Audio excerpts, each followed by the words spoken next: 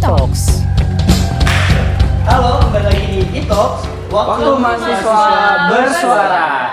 Di episode 2 kali ini, kita mengundang gak kalah spesial dari episode pertama. Kita ngebahas tentang pelecehan seksual. Tapi, di episode kali ini juga, gue ditemenin dengan berbeda di episode pertama. Mungkin Bang Alvin bisa kenalin lebih dahulu. Oke, jadi halo semuanya, nama gue Alvin dari staf di Cafe BMFT UPN Veteran Jakarta. Nah, tadi kan Bang Alvin udah kenalan nih.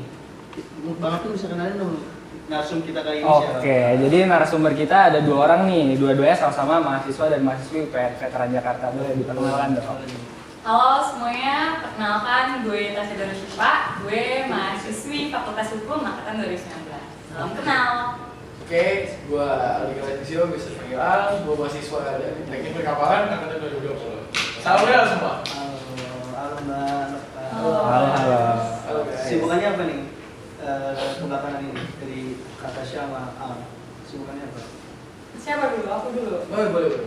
Kalau aku sih kesibukannya karena sekarang lagi libur ya, paling nge-BEM aja sih. Kebetulan kan kita dari BEMU. Kalau Mas Al, sibukannya apa? Saya sibuk main selat. Oh, mahasiswa ya? Ya paling bantu-bantu orang rumah, terus sekalian mungkin sekalian menunggu kehadiran adik-adik kita yang baru lah. Mau jadi cutting ya? Iya. Mempersiapkan. Emang udah semester berapa sih Mas Al sampai nunggu adik-adik gitu? Oh sekarang saya sudah semester 5 kebetulan. Semester 5 ya? Semester Oh. 5. Boleh. Oke, jadi mungkin kita langsung aja nih ke topik inti kita yaitu pelecehan seksual. Nah, Oke, gue pengen nanya sih sama narsum kita kali ini. Menurut kata Tasya sendiri, definisi dari pelecehan seksual itu seperti apa sih Pak? Oke, menurut gue tuh lebih umum nyebutnya kekerasan seksual. Kenapa gitu? Karena kekerasan seksual itu banyak bentuknya. Dan pelecehan seksual adalah salah satu bentuk daripada kekerasan seksual itu sendiri gitu.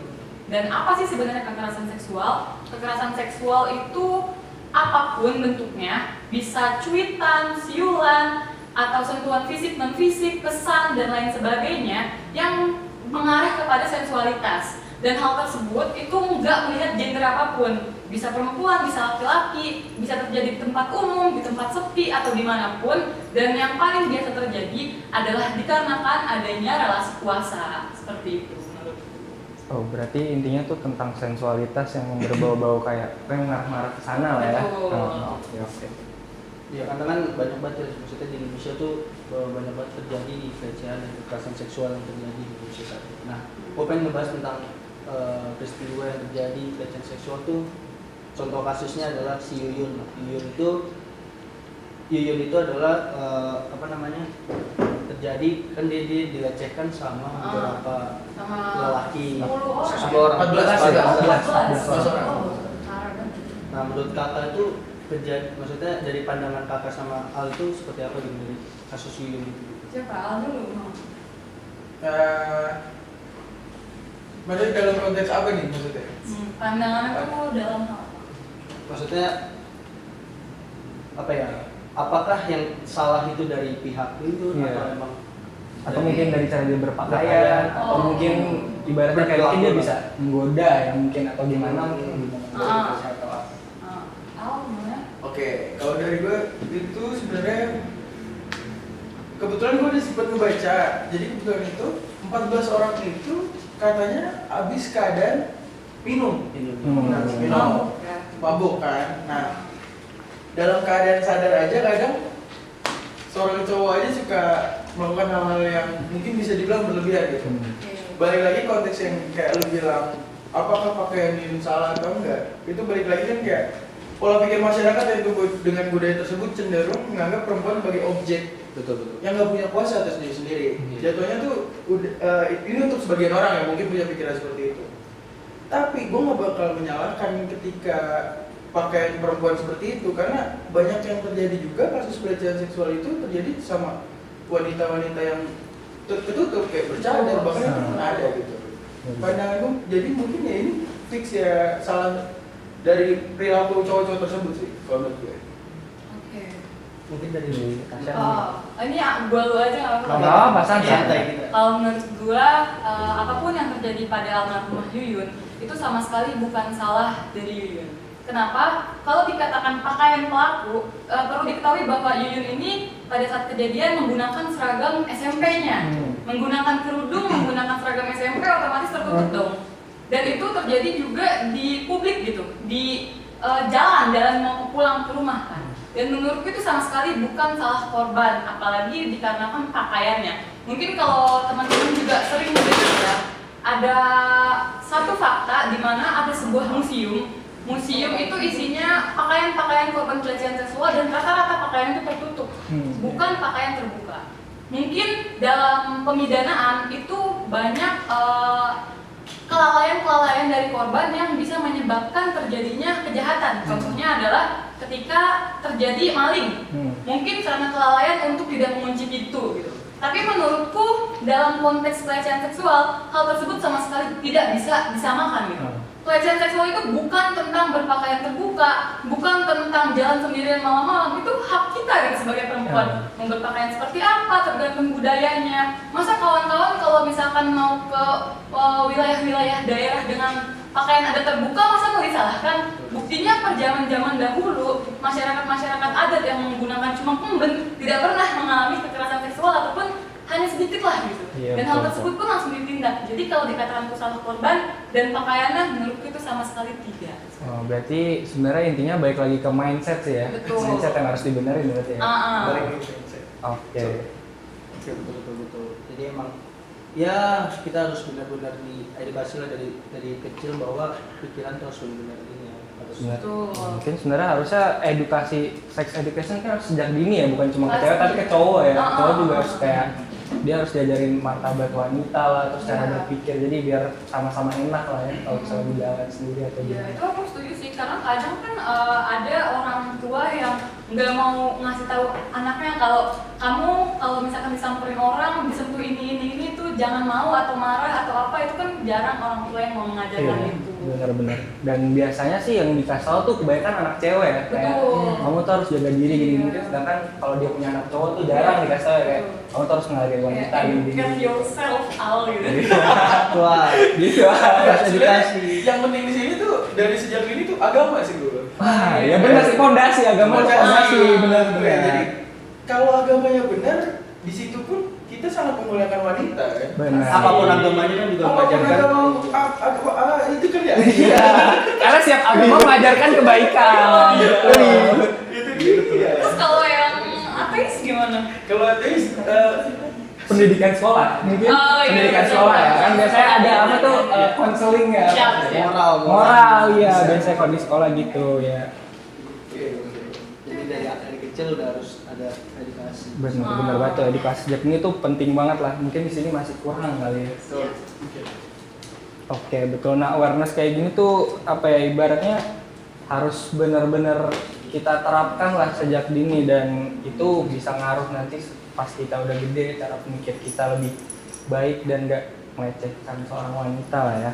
Oke, nah Not sedikit melecehkan perempuan dan laki-laki. perempuan dan laki-laki, sorry ya, Kita kurang ya. membedakan gender. Betul, karena laki-laki juga bisa Betul. juga. Betul.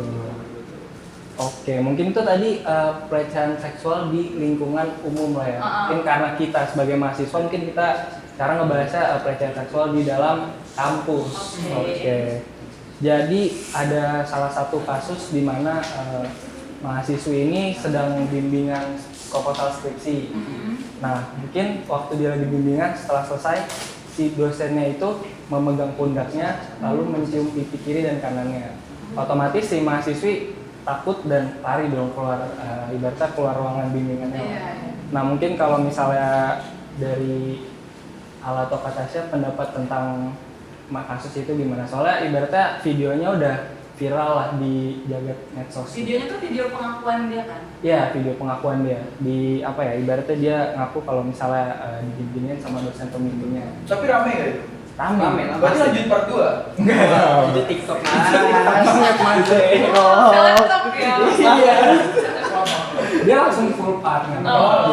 Yang apa tuh fitur baru 30 menit. Betul, langsung dia. Jadi gimana nih menurut Tasya dulu deh, boleh. Apa ya? Pelecehan itu sih mau di lingkup kampus, mau di lingkup rumah, mau di mana aja pasti terjadi, dan itu adalah suatu hal yang harus dikoreksi. terkait dengan hal tersebut, kemarin juga kebetulan kawan-kawan Unri sempat datang ke Jakarta untuk meminta bantuan dari teman-teman kampus wilayah Jakarta dan sekitaran gitu. Dan aku cukup sakit hati ya, karena setelah dimasukkan ke pengadilan, tapi ternyata divonis bebas. Dosen tersebut divonis bebas. Dan konyolnya, setelah dia melakukan hal tersebut, katakanlah pelecehan terhadap korban, beliau malah membuat peraturan untuk tidak boleh bimbingan sendirian, padahal dia pelakunya gitu.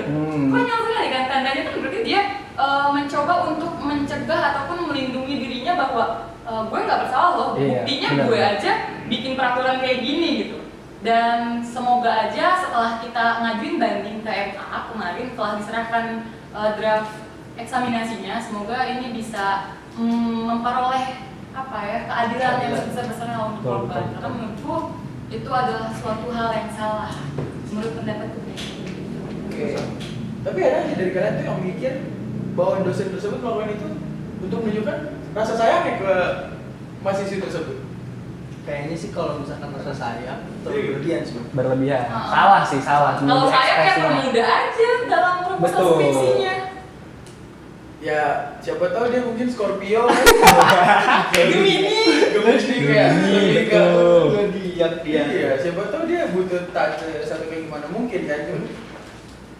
Untuk kasus ini balik lagi karena ini cuman ada penjelasan dari satu orang ya yang kita bisa sebut korban dan viral duluan gitu, nggak sama-sama jadi konteksnya apa itu dari dosennya balik lagi kan. Mungkin kalau sekarang dosennya mau ngasih penjelasan apapun, kalau gue lihat orang-orang pasti mikir ini cuma pembelaan dosen itu sendiri gitu. Baik karena udah terfokus sama satu, ini emang kan marah ke pelecehan seksual satu. Yang kedua juga yang cewek itu abis ada perlakuan itu dia langsung bikin bikin klarifikasi. Akhirnya udah viral, udah jadi orang itu nggak ada yang bisa berpikir jernih untuk kayak lihat sudut pandang dari dosen tersebut gitu. Kalau dari sudut pandang gue mungkin seperti itu. Kalau gue sih menurut gue mungkin kalau hal nonton videonya secara keseluruhan itu juga ada salah satu statement di mana si perempuan ini korbannya setelah dipegang bahunya dan dicium kanan kiri itu dosennya bilang bibirnya kayak gitu. Dan menurutku kalau itu adalah satu kasih sayang itu sama sekali enggak, tapi termasuk ke dalam ranah pelecehan. Ditambah lagi, aku salut sekali sama korban karena korban berani untuk speak up dan posting di Instagram pribadinya. Gak semua orang bisa berani untuk melakukan itu. Jarang banget ya yang berani speak up. Iya, betul. Ditambah lagi dosennya setelah viral dan lain-lain, dia diancam. Korbannya ini diancam. Pengancamannya itu bisa pengancaman fisik, terus juga pengancaman untuk tidak diluluskan karena dia kan dosen pembimbingnya dan lain sebagainya. Betul-betul, karena menurut gua kalau maksudnya butuh keberanian karena gini loh, sifatnya kan itu tidak ada, maksudnya bukti kayak misalnya kekerasan kan pasti ada luka-luka tuh. Kalau secara itu kan mungkin kita harus benar-benar buktinya tuh susah lah buat iya. Betul. Karena butuh keberanian gitu harus ada. Dan mungkin tadi balik lagi, mungkin gua nggak nonton videonya full karena waktu itu link Twitternya itu cuman potong-potongan doang. Iya. Link di Twitter. Iya. Benar sih. Tutup akun-akun yang lain gitu. Iya. Penjudi ya. Bukan beda. Apa slot? Aduh. Oh, Ya, udah itu. Tapi gue mau nanya, maksudnya ya mungkin jangan sampai amit-amit di kampus kita terjadi gitu. Tapi mungkin pemicu dari itu tuh apa sih maksudnya? Mungkin dari mahasiswinya atau mahasiswanya gitu. Dari pemicu kenapa bisa terjadi pelecehan. Oke, aku dulu kali ya. Boleh. Menurutku sih balik lagi seperti yang tadi ya. Nggak mungkin kalau pakaian dijadikan sebagai alasan, terlebih bimbingannya di kampus. Nggak mungkin kita ke kampus pakai tank top, bener kan? Benar. Pasti kita pakai kemeja, pakai baju rapi lah. Iya, berapi. Sopan dan tertutup gitu. Nggak mungkin kita pakai tank top, pakai hot pants, pakai heels, nggak mungkin ke kampus kayak gitu. Mungkin salah satu pemicunya itu kan pasti banyak faktor ya, ada faktor budaya, ada faktor politik, ada faktor biologis. Faktor biologisnya entah itu mungkin dia sakit, kayak exhibitionist kayak gitu lah, exhibitionist exhibitionist atau Siska. mungkin Siska. Iya, Ya, salah satu betul, bentuk betul. exhibitionist. Siska. Atau penyakit-penyakit yang menunjukkan alat kelaminnya di Betul. publik, Iya, terus betul. juga dan lain sebagainya. Faktor budaya, contoh faktor budaya apa? Kita ambillah masalah tahun 98. Itu kan ada budaya ya, etnis China, Tionghoa itu kan mengalami kekerasan seksual, itu salah satu faktor budaya. Terus juga ada faktor sosialnya bisa jadi juga dia mengalami apa ya, rumah tangganya berantakan Oh, sehingga iya. dia melampiaskan kepada siswanya dan lain sebagainya. Kalau menurutku, kalau faktor ini nggak bisa dari faktor eksternal, katakanlah korban. Mungkin faktor eksternal bisa aja ruangannya sepi dan lain sebagainya, tapi kan itu dibuktikan dengan kasus-kasus lain yang di muka umum gitu. Bahkan ada penelitian itu lebih banyak terjadi kekerasan seksual itu di muka umum dibandingkan di ruang privat seperti itu. Terus juga balik lagi sih, menurutku itu tetap salah pelaku biar bagaimanapun. Betul banget. Gimana nih selaku laki-laki? Ya, sudut pandang laki-laki. Oke. Kalau menurut gue itu bisa salah dari dosen pembimbingnya, bisa juga dari yang bersangkutan, bisa mahasiswa atau yang lain gitu.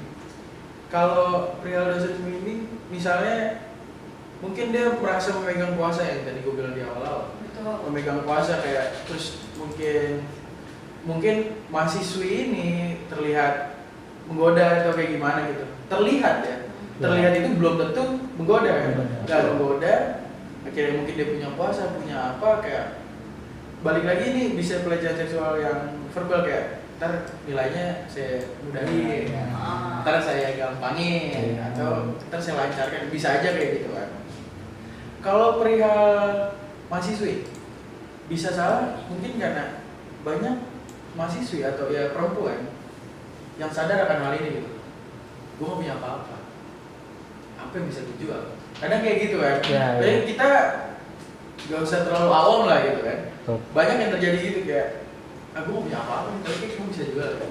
Gue bisa jual ini gue, HP gue, badan gue, bisa kayak gitu.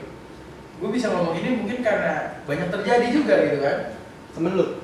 Bisa dibilang. Temen gue, punya temen lagi. Banyak ya? Iya. Jauh lah ya. Jauh. Gak ada temen gue agamis semua. Oh, Alhamdulillah. Contohnya yang gamis? Gua. Lu semua gila. Ini semua yang di ruangan ini agamis sekali ya. Alhamdulillah. Iya, maksudnya banyak kejadian ini kayak gitu.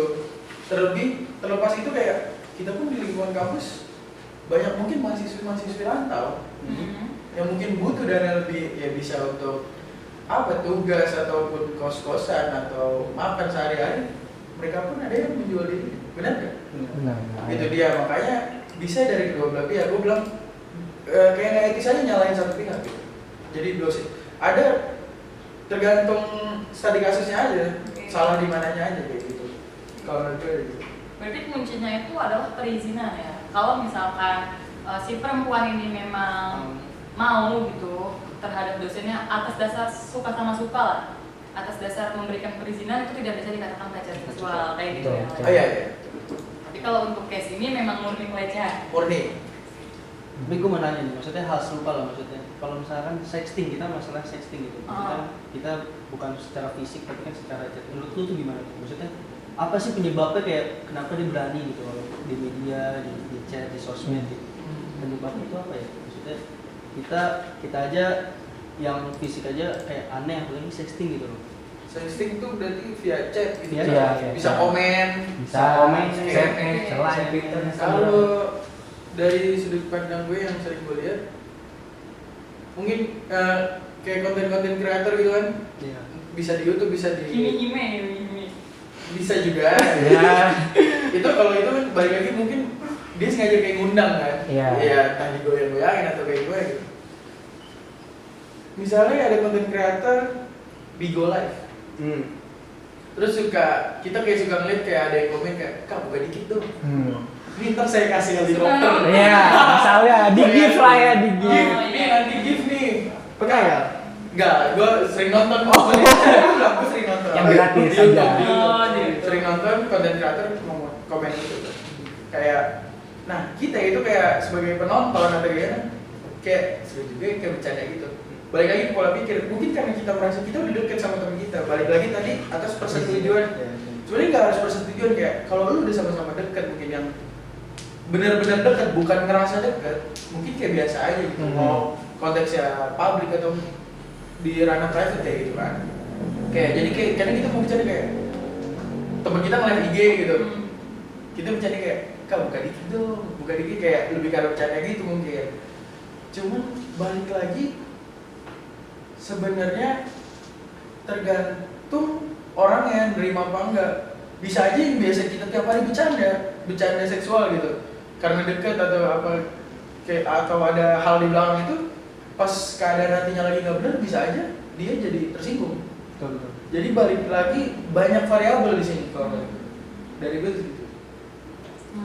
Sebenarnya kita meluruskan dulu ya, sexting itu apa? Sexting itu adalah percakapan dua arah atau bisa jadi searah ketika kita contoh lah implementasi sehari-hari pacaran nih, minta pap, kirim pap gitu. Jadi seperti itu sebenarnya sexting ya. Itulah. Lagi makan. Ya. makan. Sebenarnya sexting itu seperti itu gitu. Tapi dewasa ini sexting kan dikatakan sebagai salah satu bentuk pelecehan. Contohnya tadi disebutin sama Al ya. Kayak bisa komen, bisa chat, bisa apa aja yang berbasis digital. Iya, Gitu. betul. Nah, kalau menurut pendapatku sih sebetulnya penyebab, tadi kan ditanyakan penyebab ya. Penyebab sexting itu yang pasti satu adalah karena memang kurangnya pengetahuan bahwa itu adalah ranah pelecehan dan itu tidak boleh dilakukan gitu. Mungkin bisa aja benar kalau misalkan kita deket, bisa jadi cuma bercandaan-bercandaan dan kita nggak baper gitu. Sebenarnya meskipun beda, tapi ini masih selaras ya. Antara kekerasan seksual dengan bullying itu masih selaras. Jadi kalau misalkan nggak ada konsen, nggak ada persetujuan, atau korban merasa dilecehkan, itu bisa jadi dikatakan sebagai kekerasan ataupun pelecehan seksual, sama seperti bully gitu. Tapi menurutku, langkah apa yang bisa kita lakukan supaya tidak ada sexting, supaya tidak ada kekerasan, ya kita minimalisir lah perkataan-perkataan seperti itu. Minimalisir untuk menggodain cewek, apalagi yang nggak deket-deket banget atau bukan pacar kita gitu. Pasti kan benar kata Al, suatu saat kalau misalkan perasaan kita nggak enak, terus biasa kita deket, dibecandain kita baper ya bisa kita katakan sebagai kekerasan seksual gitu. Jadi langkah baiknya mending nggak usah dilakuin gitu. Paling bener ya? Iya, mending gak usah dilakuin. Terus kalau misalkan aku juga mau nanya nih sama Al ya.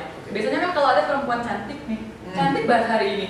Terus lewat nih, disiulin gitu, cantik banget itu kan termasuk catcalling yang mana adalah kekerasan seksual. Kalau dari laki-laki sendiri tuh gimana sih? Contohnya nih, misalkan gue lagi nulis sesuatu, terus gue typo, terus kan lu salah itu, lu becium lu kayak gitu-gitu, itu kan sering terjadi ya.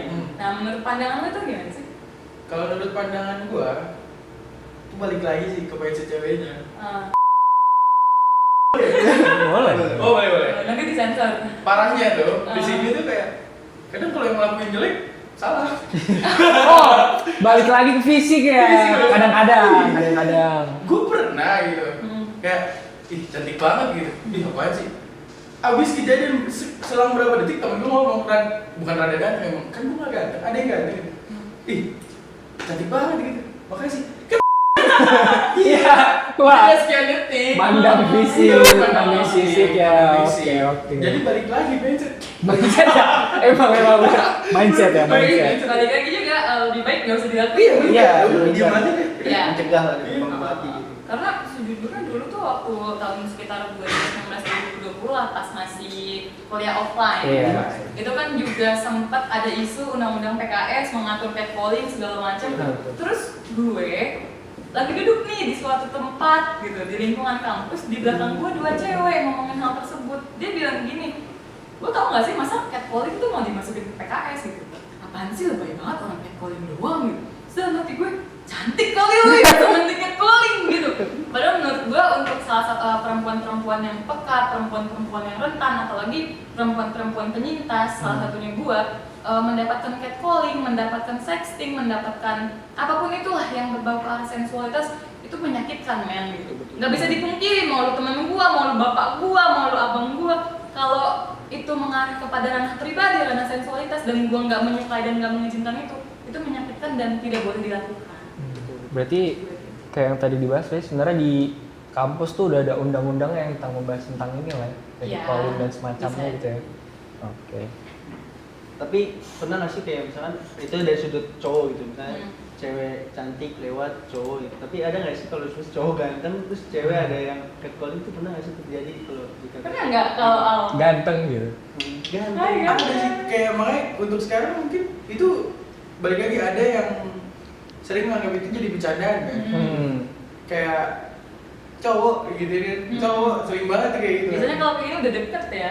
Iya sih. mungkin. Iya, dari sudut cowok pun itu Bisa aja. mungkin gimana? Entah cowok yang kurang peka kali ya. Nah. Jadi Kali. kayak nggak ngerasa, ah nggak dilecehkan. Bodoh amat kali ya, bodoh amat lebih bodoh amat gitu, kali ya. kayak, mungkin masalah cowok lebih banyak gitu. Mungkin. Mungkin, Atau mungkin cowok terbiasa melakukan itu juga. mungkin bisa juga. Mungkin kayak gitu. juga, Cuma, mungkin. balik lagi sih, apalagi untuk runner-runner sekarang gitu. Jadi sebenarnya kalau dilihat rada bahaya, cuman balik mungkin kita karena udah terbiasa, terus mikirnya nggak apa-apa. Jadinya kayak seakan dia biasa-biasa ya, mungkin kayak cowok sesama cowok kayak manggil sayang. Kayak gitu, beb lagi mana beb kayak gitu. Oh, iya. Orang mungkin kalau nggak kenal, lagi nggak kenal atau kayak itu kayak, ih, kenapa nih? Kayak gitu kan balik lagi dia cowok banget gitu kan. Iya, makanya balik lagi sih. Menurut gue sih itu tergantung mental sih, karena cowok mungkin mental lebih kuat daripada cewek. Berarti cewek memang lemah. Nggak juga, kalau maksudnya lebih kayak kan kalau cowok tuh logika, kalau cewek perasa jadi kayak Betul sih. rasa. Iya, gitu. balik lagi kayak cewek itu melihat apa yang dilihat, sedangkan cowok melihat dengan banyak sudut pandang. Menurut gue. Tapi pernyataan ini bukan berarti bahwa Semua. perempuan itu ada di bawah laki-laki. Iya, itu enggak, itu Sama sekali enggak. tidak. Enggak, sama sekali Ini tidak. baru tadi. Iya, terang nih. Iya, ini kita cuma menyampaikan pendapat masing-masing. Betul. Kalau cewek itu perasa. Di sini tidak ada sama sekali. Iya, betul. Tidak ada sama sekali. Nah, gue tadi menarik sih tadi pas Natasha ngomong RUU PKS. Jadi kan waktu itu pernah kan RUU PKS sempat kayak ditunda. Menurut lu itu apa ya? Seberapa penting maksudnya? Sekarang kan udah desain. Iya. Seberapa penting maksudnya buat masa depan kita di Indonesia RUU PKS itu berguna? Dari gue dulu ya, gue adalah salah satu orang yang ngikutin banget undang-undang PKS dari tahun 2012. Mungkin 2012 gue masih SD kali ya, jadi Iya, benar. gue sebut aja lah dari tahun 2019. Dari dikatakan undang-undang PKS penghapusan kekerasan seksual adalah pro zina. Iya kan? Pro zina kan? Dikatakan pro zina lah, undang-undang partai lah karena namanya sama ya kan. Iya, Terus betul. dikatakan sulit disahkan dan lain sebagainya. Sebetulnya kenapa dikatakan sulit disahkan? Ada banyak versi gitu. Ada yang mengatakan mungkin DPR cuma mentingin undang-undang politis, mungkin DPR nggak sayang perempuan, mungkin DPR pelaku kekerasan seksual dan lain sebagainya gitu. Sebetulnya dikatakan sulit ya karena memang apa ya? Sebenarnya nggak ada yang sulit, tapi sulitnya itu dalam hal pembuktian. Karena kan pembuktian yang sah menurut KUHP itu kan minimal 2 alat bukti kan. Oh iya, 2 alat benar. bukti. Sedangkan kalau kekerasan seksual tuh umumnya terjadi cuma punya satu saksi pelapor doang kan. Dan Iya. nggak semua kekerasan seksual tuh terekam kamera atau nggak semuanya menimbulkan bekas gitu. Jadi itu yang dikatakan sulit, itu yang pertama. Terus yang kedua dikatakan pro zina karena ya harus ada konsen, harus ada persetujuan. Kalau nggak ada, ya itu adalah kekerasan seksual, itu dikatakan sulit juga. Tapi yang paling masuk akal menurut gua kenapa dikatakan dikatakan sulit itu karena namanya PKS, penghapusan kekerasan seksual. Kekerasan seksual tuh nggak mungkin bisa dihapuskan, hanya bisa dikurangi gitu. Iya. Pasti akan selalu terjadi kekerasan seksual sampai akhirnya diubah menjadi TPKS, tindak pidana kekerasan seksual. Jadi kekerasan seksual apapun bentuknya akan dipidanakan dan alhamdulillah sekarang sudah sah. Artinya kita menang. Yeay.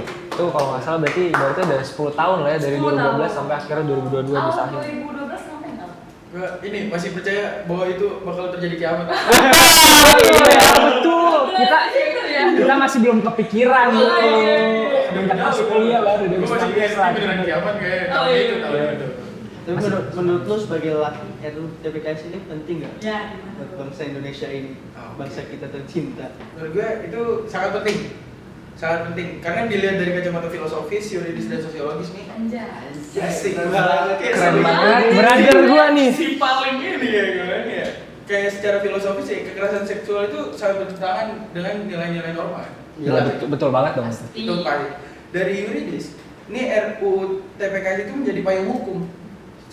Bukan secara bahkan itu udah jelas banget itu bakal jadi payung hukum gitu. Dan secara sosiologis itu jelas karena sekarang dengan maraknya gitu kan, orang udah terbiasa balik kayak dari awal kita ngomongin, orang tuh udah terbiasa dengan kayak gitu. Jadi kayak ya lah nggak apa-apa. Nah ini tuh dari sosiologis orang itu bisa bahaya kalau ini selalu kayak dibiasain gitu. Ya sesekali bukan kayak kalau udah kelewatan ya harus ditindak. Oke. Dari gue sih gitu. Mungkin mungkin banget lah ya buat information. Gue pengen cerita dikit dong, Mas. Boleh kan Iya. sharing Mas. Jadi sebetulnya gue agak sedikit surprise sih ngelihat undang-undang TPKS ini disahkan dengan instrumen yang sangat lengkap gitu. Karena dulu isu-isunya di undang-undang PKS, RUU PKS untuk menjadi RUU TPKS selain ganti nama juga ada sekitar 5 instrumen yang dihilangkan dari 9. Instrumennya itu ada tentang pemaksaan aborsi, pemaksaan kontrasepsi, pernikahan dini dan lain sebagainya, ada 5 gitu yang dihilangkan. Bahkan gue pernah berdialog dengan ketua panjanya itu Pak Willy Aditya dari Komisi 1, kalau tidak salah ya Komisi 1, itu pernah berdialog dengan gue bersamaan dengan Wakil Kemenkumham, Prof. Edi. Itu kita berdialog, kita berbicara mengenai kenapa sih kok harus dihilangkan gitu instrumen-instrumen tersebut. Dikatakan bahwa instrumen-instrumen tersebut akan diatur secara terpisah, bisa diatur dalam undang-undang aborsi nanti terpisah, dalam RKUHP nantinya tentang penjualan diri itu nanti diatur dalam undang-undang lain dan lain sebagainya. Gue sempat berdialog dan memperdebatkan hal tersebut gitu, karena gue selaku perempuan nggak mau nunggu sampai 5 instrumen itu disahkan kemudian dalam undang-undang yang selanjutnya gitu. Karena kan ada asas legalitas kan, kalau nggak ada aturannya pasti nggak bisa diberlakukan hukum tersebut gitu. Tapi pas begitu naskahnya kan nggak pernah tersebar ya, sampai akhirnya pas disahkan, naskah kita lihat, keren banget mereka tuh sampai selengkap itu 9 instrumen itu Pak Willy Aditya aja. Oke, berarti bagus lah ya, nggak ada yang kurang-kurangin, semuanya keluar langsung ya. Oke. Mungkin dari RUU ini benefit yang bisa kita ambil itu kira-kira contohnya kayak gimana ya dari 9 instrumen salah satunya atau apa ya, mungkin? contohnya ya tadi aku bilang ada payung hukum, mungkin karena aku anak hukum paling aku cuma bisa explore tentang hukumnya kali ya. Secara yuridis tentunya sangat melindungi perempuan, melindungi anak dan juga melindungi semuanya gitu. Salah satu contohnya yang paling highlight itu dalam konteks pemaksaan alat kontrasepsi.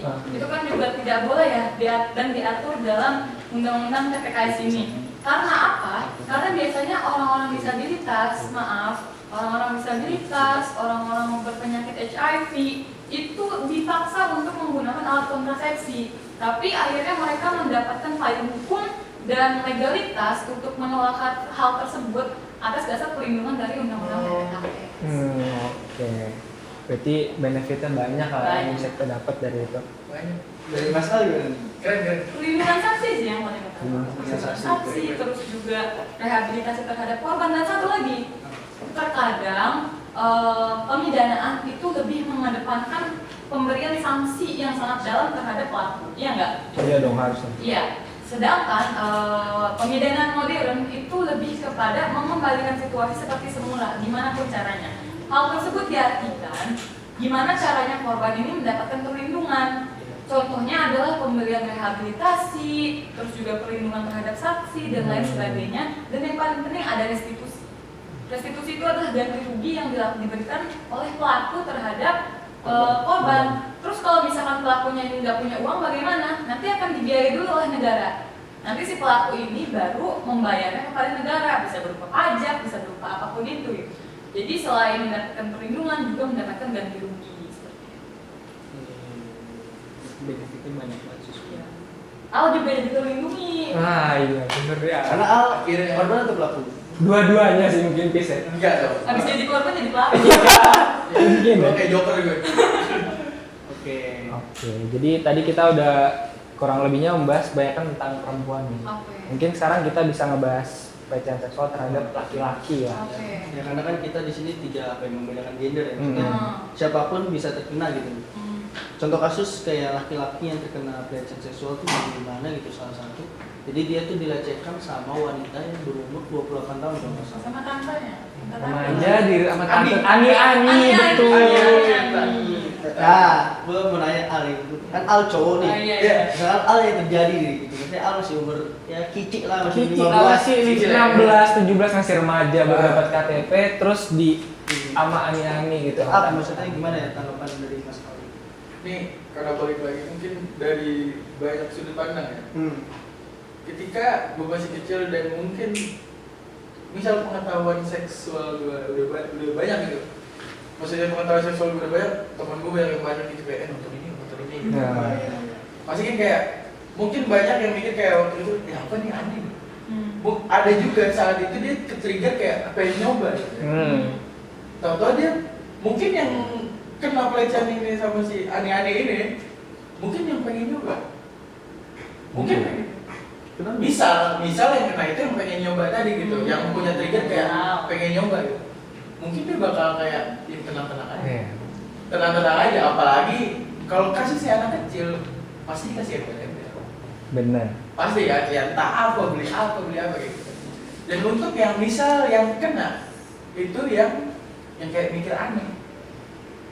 Kalau udah itu bisa jadi traumatis karena masih kecil. Betul. Ini kan trauma lah maksudnya. Karena emang ya maksudnya di kelas kita salah satu temen gue juga pernah mengalami gitu. Jadi dia di SMP atau SD gitu, jadi dia di pondok pesantren, bahkan pondok pesantren mengalami hal tersebut. Jadi dia kayak traumatik gitu sampai dia pindah sekolah ke tempat sekolah gua waktu itu di SMP. Dia kayak dia takut, bahkan nama cowok aja dia ngobrol dia takut gitu gua. Jadi akhirnya ya tertutup lah jadi maksud gua lebih bahaya juga sih buat mungkin dari Mbak Tasya Terkait dengan pelecehan oleh perempuan ke laki. Oke, mungkin kalau ditanya pendapatku gimana, balik lagi pelecehan seksual itu bentuknya apapun, dilakukan oleh siapapun, dilakukan oleh dimanapun, dan didapati oleh gender apapun, itu tetaplah salah. Terus kemudian kalau misalkan faktornya apa? Faktornya bisa jadi karena yang tadi kurangnya pemahaman bahwa ada banyak hal-hal yang terkait dengan kekerasan seksual. Karena kalau misalkan kita nggak waspada sama satu hal, contohnya berawal dari sexting.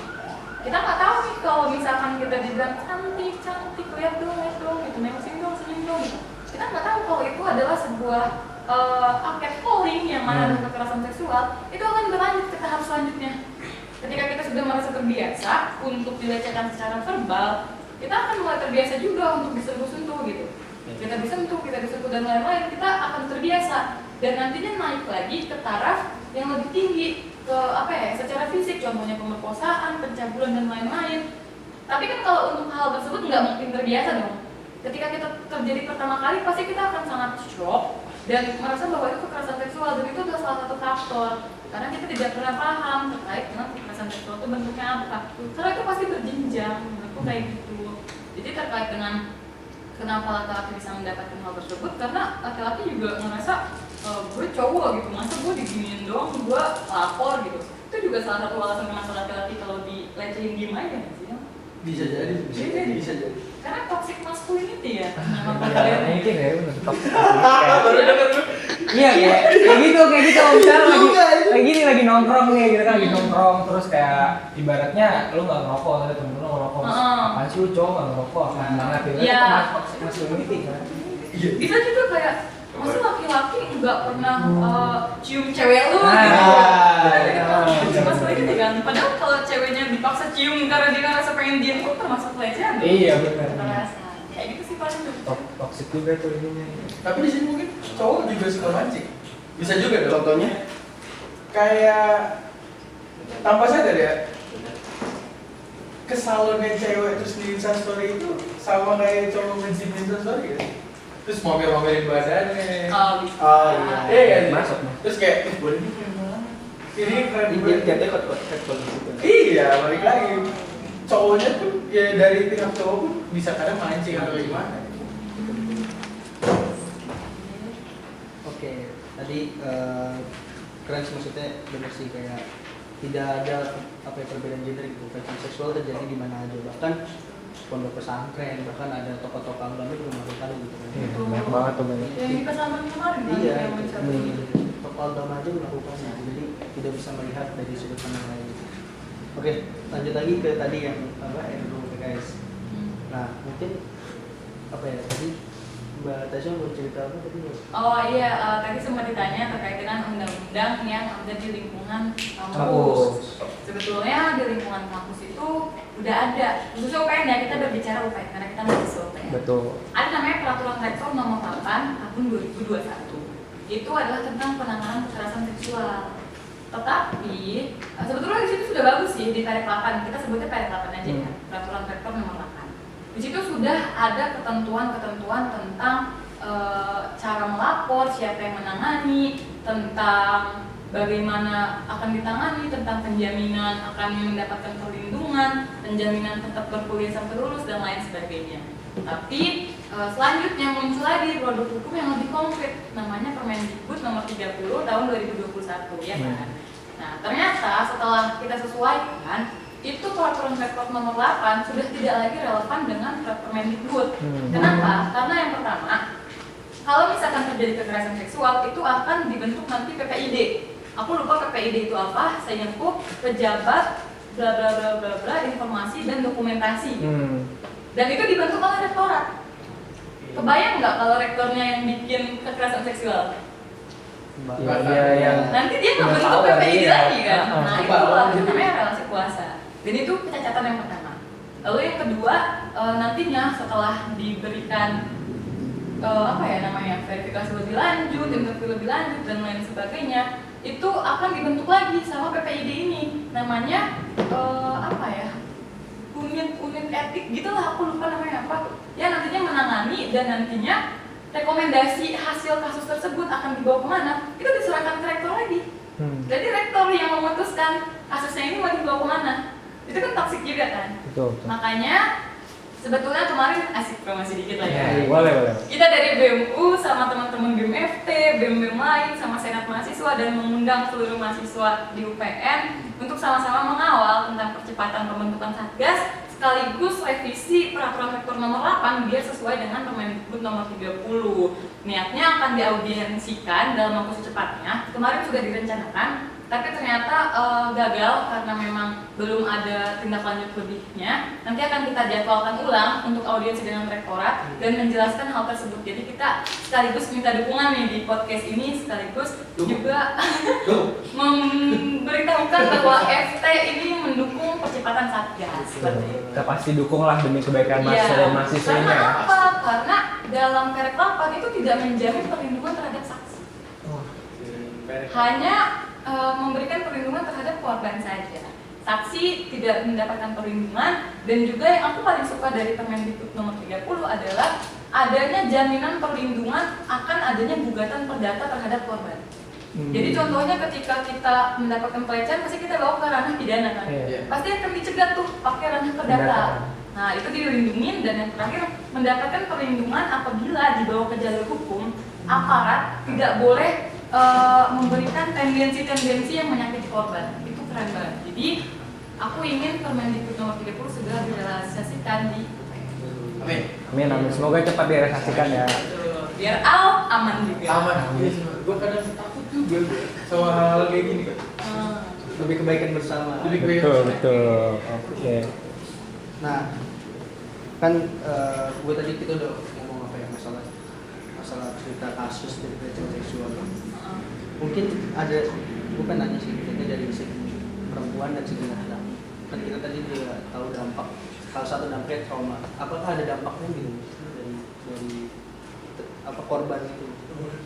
Dia dilecehkan atau ada dampak nggak? Pasti ada dampak sih. Gue pengen tahu gitu dari dampak selain traumatis itu. Kalau dari gue, dampak terparah ya jelas traumatis. Iya, psikis. Dampak terparah gitu. Dan itu udah kayaknya itu udah mewakili semua jawaban, karena dari trauma mungkin dia jadi nggak mau keluar rumah, dia nggak percaya sama siapapun, bahkan sama keluarganya. Jadi ketika gue ngomong dampaknya apa paling parah traumatis, itu udah cukup menjelaskan semuanya. Itu sih. Tambahan dari gue adalah setelah mendapat kekerasan seksual terhadap dirinya, hal paling utama yang akan dipikirkan oleh siapapun itu pasti adalah apakah diri gue berharga? Apakah diri gue berharga setelah mendapatkan kekerasan seksual terhadap gue? Apakah gue layak lagi? Gue udah disentuh, misalkan Al nyentuh gue nih, terus pasti ini akan terbayang terus menerus dan berpikiran kok gue udah gak layak lagi karena udah ternodai gitu. Iya. Pasti akan kayak gitu. Tadi juga ada cerita dari temannya Apis, kalau bahkan untuk ngobrol berdua aja takut, ya itu pasti traumatis, kerugian materi, dan yang paling parah bakalan keluar dari sana, dan itu membuat pelaku ini merasa menang, pelaku ini merasa hebat, dan itu akan terus dilakukan menerus. Ya, akhirnya Gila. korban selalu kalah dulu, Iya. dan banyak yang berujung bunuh diri. Iya. Paling parah sih. Karena udah ngerasa worth lagi gitu. Iya, parah. Ngerasa unworthy lah. Iya. Itu lebih baik ya harus berani sih buat bertindak. Betul. Jangan Tapi kan orang bisa ngomong harus berani karena lu nggak ngerasa gitu. Betul. Iya sih. Iya. Asli sih. Ah. Kalau dari gue karena lu nggak ngerasa apa yang dia rasa kayak udah tinggal ngomong aja, tinggal Iya ngomong. sih, bener. Kita bisa ngomong gitu. Tapi balik lagi kita bukan orang bukan psikologis gitu. Jadi mungkin kita nggak tahu apa yang dia rasakan. Balik lagi ke situ. Karena sulit sih buat mengulang cerita yang menyakitkan itu. Iya, iya. Contohnya Al lagi Sis. patah hati nih. Lu kenapa sih Al? Anjing lah, gue nggak bisa cerita gitu. Karena Itu cuma buat sakit. hal yang Iya. simple aja. Itu Ya, bisa simpel dibilang aja simple. kayak gitu. Apalagi kekerasan seksual, karena kita harus menceritakan. Pasti kan ditanya kronologinya gimana? Iya, kronologinya aku lagi diem terus aku disamper, itu kan menyakitkan gitu buat Iya. diceritakan. Kebayang lagi lah ya, iya benar. Dan bakal bisa gitu ketika kayak rasanya sih biasa aja deh. Betul, victim blaming. Iya. Victim blaming. Bisa juga kayak gitu. Mungkin sebelum penutupan nih Bang, Gimana? kita dengan proses statement Oh, iya. dua narasumber. Ada siapa dulu? Ada Tasya kan? Al dulu ya.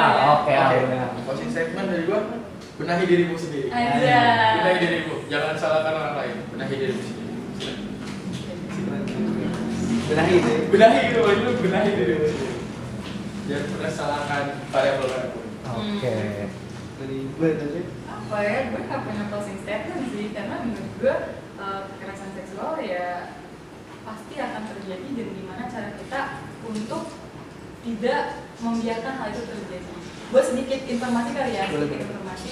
Kalau teman-teman mendapati kekerasan seksual, itu ada 5 cara. 5M namanya. Pertama, itu 5M atau 5D aku lupa, pokoknya yang pertama direkam. Bukan direkam, pertama adalah ditegur, maksud gue. 5D ditegur. Tapi pastikan kalau ditegurnya ini, itu korban akan merasa lebih aman setelah mendapati teguran, dan pelaku tidak balik mengincar kita. Yang pertama ditegur. Yang kedua adalah dialihkan. Contohnya kita lagi di busway nih, terus ada kekerasan seksual, kita alihkan dengan tanya, Mbak sekarang jam berapa ya? Pasti dia bakalan lebih aware sama sekitarnya kan, karena ada yang nanya gitu-gitu. Abis ditegur, dialihkan. Yang ketiga adalah aku lupa, pokoknya teman-teman nanti baca aja, ada di namanya standup-indonesia.com. Di situ ada banyak penjelasan, salah satunya adalah pelatihan. Gimana caranya kita harus bertindak ketika ada kekerasan seksual. Dan yang terakhir adalah direkam.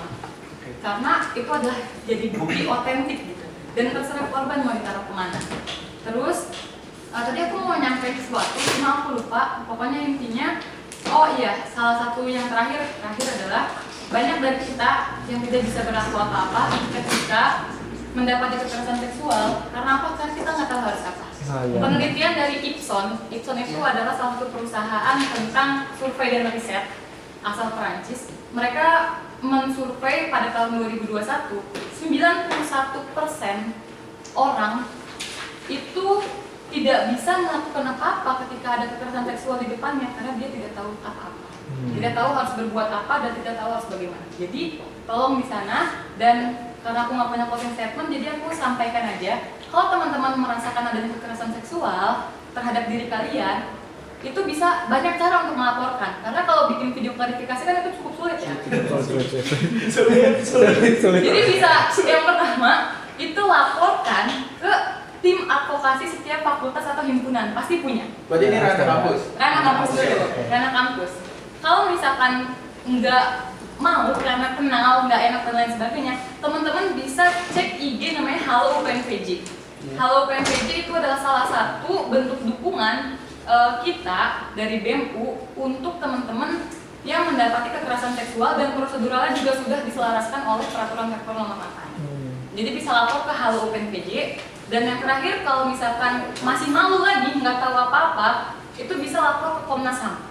Cek di IG Halo UPNPJ, ada semua call centernya, ada namanya Komnas HAM, ada Yayasan Pulih, ada LBH Apik, dan ada satu lagi call center apa, aku lupa, semuanya ada. Jadi jangan biarkan kekerasan seksual terjadi di sekitarmu dan kita abai terhadap hal tersebut. Karena kekerasan seksual bisa menimpa siapa saja, di mana saja, dan kapan saja. Benar banget peminat. Bang Alvin bisa simpulkan gitu. Oke, jadi dari yang tadi Al bilang, balik lagi ke mindset. Mindset. Harus diubah. Terus kalau misalnya dari Tasya nih yang gue dapet ya, berarti tadi apa 5D. Iya. 5D itu bisa dilakukan. Terus kalau misalnya di wilayah kampus tuh pertama dari lapor ke himpunan atau BEM. Kalau takut bisa ke UPNPJ nih ranahnya UPN ya. Kalau misalnya itu, terus kalau misalnya emang masih takut dan nggak tahu ngapain, langsung ke Komnas HAM. Oke, jadi keren banget nih Tis ya, parah. Perempuan. Oke, Komnas perempuan juga bisa ya. Oke, karena kalau misalnya waktu kita udah ngobrol berapa jam? Wah, udah 24 jam kayaknya nih Buka puasa ya? Iya, udah lama ini Nggak kita. ada, soalnya di sini Al ada kerjaan. Iya. Ketemu Raja Minyak apa? Sibuk nih, Ketemu sibuk. Raja Judi ya? Ya, jamnya nge-slot mungkin ya.